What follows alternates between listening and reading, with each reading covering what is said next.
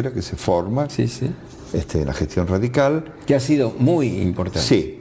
Y a mí, que me gusta la pedagogía, y que me gusta enseñar, y me gusta explicar, y dar vuelta al objeto para verlo de otro lado, en fin, bastante científica sería mi visión en esta cosa. Me enganché. Y en la escuela tomé contacto con los alumnos, que por supuesto como mi área... No, ya no. Como mi área era el área de tango, pues ¿qué tenía que hacer? Trabajar con tangos, con viejos tangos. Y ahí volvió a mis dedos Arolas, Bardi.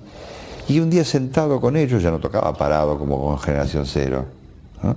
Esos gestos piazolísticos de tocar parado, eso. Tocaba sentado y hasta dormía en una pequeña... Era imprescindible en Astor por su dolor en la pierna. Sí, puede ser. Sí. Y hasta organicé una pequeña orquesta típica por necesidad de la cátedra. Pero ¿sabes qué, Horacio? Un día sentí que estaba tocando eso y me sentí cómodo. Feliz de nuevo.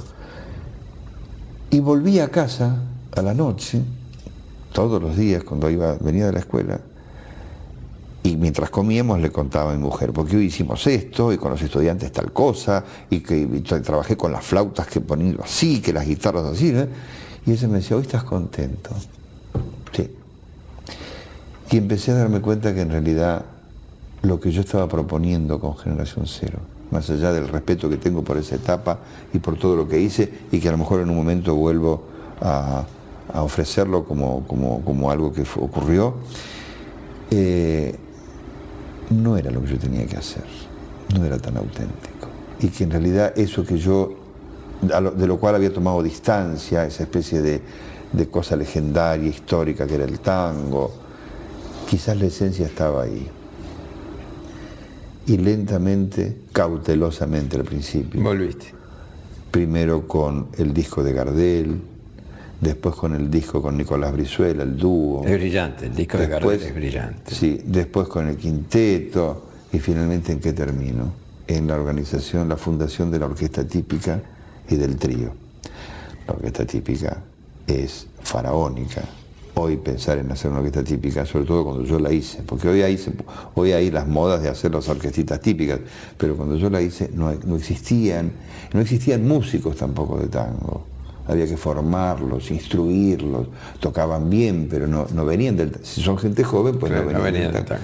Fue faraónico. No te puedo decir las horas de culo silla que hice ensayando. Bueno, pero lo bien que sonó. Sí. Y es un logro, y la orquesta existe, por supuesto, y estoy muy contento. Y a la gente le gusta, que eso también es importante. Has puesto todo lo tuyo anterior, porque está, está en una orquesta típica. Sí, sí. Es decir, realmente me parece un esfuerzo notable. Uno cree haber leído, uno cree haber estudiado, uno cree haber aprendido, pero en realidad siempre aparecen dudas y ir a la consulta es bueno, por eso están cerca. Toda esta cantidad de libros son específicamente de música. Aquí este es el lugar donde yo trabajo con la música, por lo tanto están muy cerca.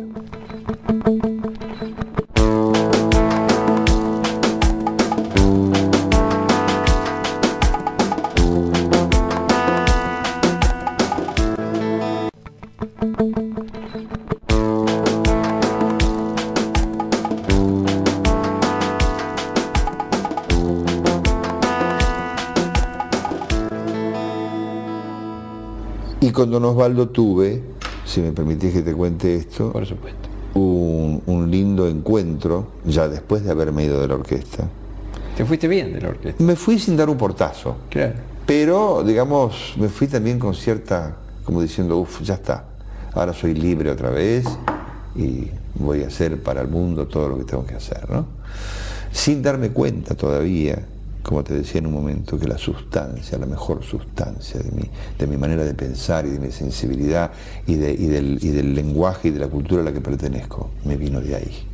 Sin duda que me vino de ahí.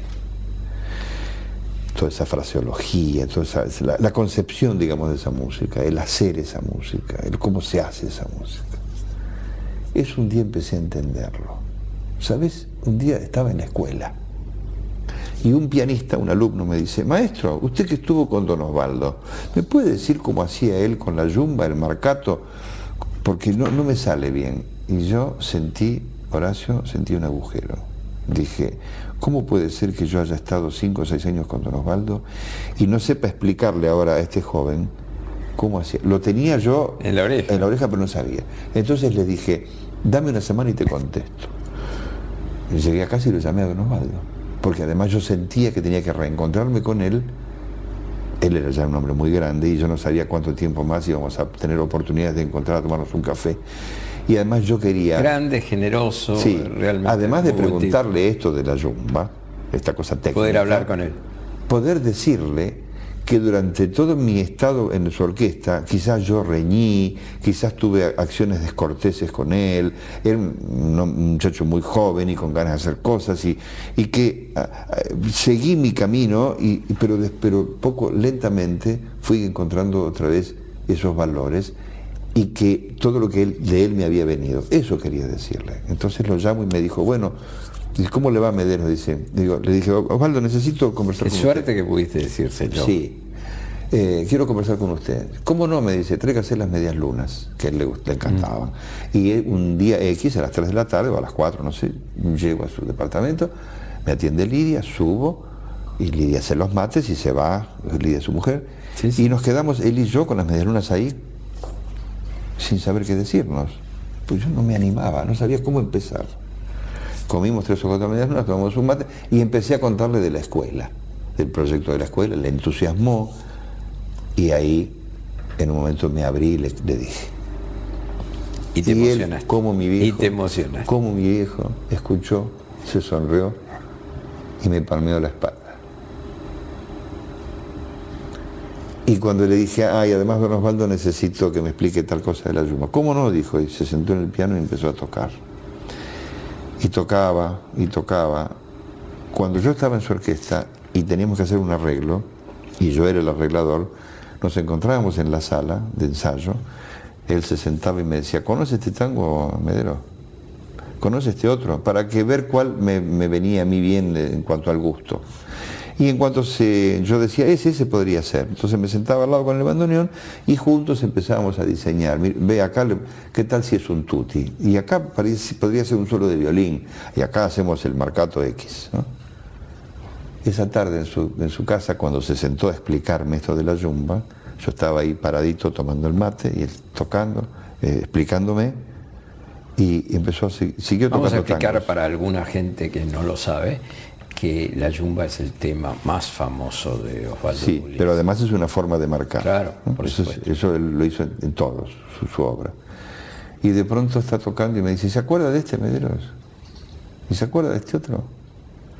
Y de pronto yo le digo: podría ser un tutti eso. Me dice: sí, pero también acá un solo de violín. Seguíamos en Callao 11, que es donde ensayábamos, otra vez haciendo arreglos para la orquesta, 25 años después. Bueno, por eso no me equivoqué cuando dije que era un poco tu segundo papá. Sin duda. Claro. Sí, de papá. Además ¿no? Es una persona sobre la cual todos tenemos buenos recuerdos y lindos recuerdos. Yo estuve con él muy poquito tiempo antes de su muerte. Y también con Lidia, que me distinguía mucho, y una cosa que me importó: yo recién llegaba del exilio a Buenos Aires y se cumplían 60 años de, no sé si de la orquesta o 80 de la orquesta, no me acuerdo, era una cifra redonda. Y eligió que yo presentara la orquesta, y tengo las fotos, y me pareció de una ternura, porque él sabía que yo estaba perdido como el turco en la neblina, y sin embargo hizo eso, ¿no? En un lugar que quedaba en la calle Estados Unidos, un boliche chiquito. Osvaldo fue muy generoso, sí. Sí, sí. Y Astor lo fue en muchas ocasiones, sobre todo cuando Vos sabías que a mí, no sé si sabrías, que me robaron el único bandoneón que tenía cuando llegué a Buenos Aires. Sí, sabía. El que mi hijo me había comprado. Sí, sabía. Y cuando llegué a Buenos Aires, en un descuido, con lo cual me dejó en una orfandad más absoluta. Yo no tenía amigos, no tenía nadie a quien pedirle un bandoneón prestado, no tenía un segundo bandoneón, no tenía incluso trabajo como para sustentar, y si no tenía un instrumento no trabajaba en la cantina, y si no trabajaba en la cantina no comía. Era así. Era así. Y Astor se enteró y me prestó un bandoneón que yo toda la vez que cada tanto lo llamaba y le preguntaba si lo necesitaba, me decía que no, hasta que un día me dijo, mira Rodolfo, yo lo voy a vender ese instrumento, si te interesa, y si me lo pagabas como puedas. Pero mi situación no cambiaba, porque cómo juntaba el dinero. Así que yo cada tanto lo llamaba y le decía, ve Astor, no puedo todavía. No, está bien, decía, y un día se ve que se cansó y me dijo, dejate de joder, me lo pagas cuando seas famoso. Qué maravilla.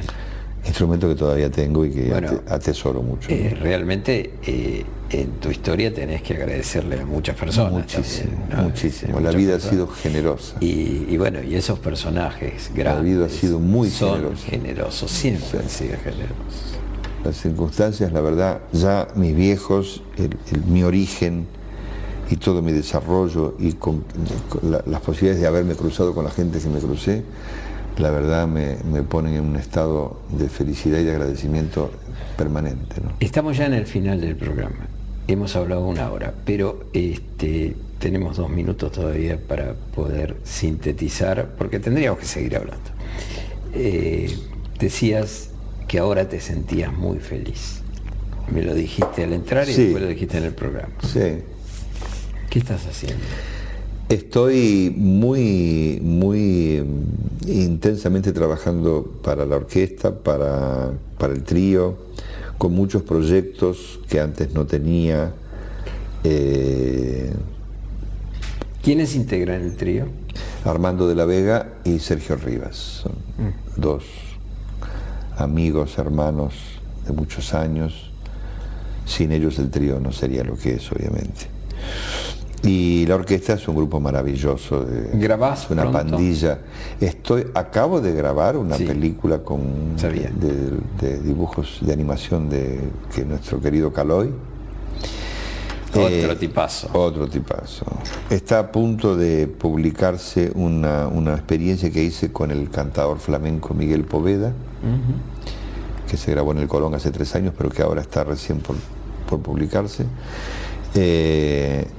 Acabo de hacer una grabación que terminará siendo un disco, todavía está en estado de preparación, con la Sinfónica de Colombia. Un programa muy raro, donde incorporo tangos muy viejos, de la Guardia Vieja, para alimentar ese repertorio con otra música que no sea el Piazzolla y la vanguardia. Lo dicho, vamos a tener que hacer un nuevo programa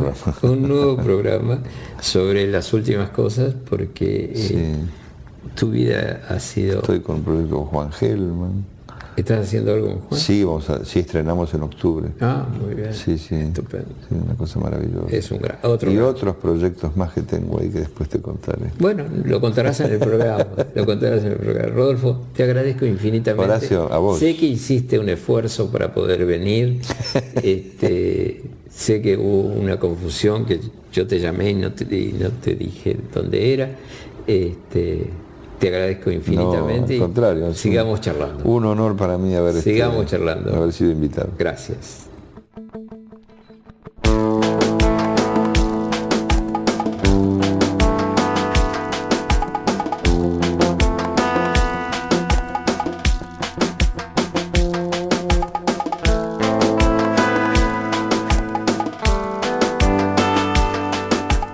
Y este es un personaje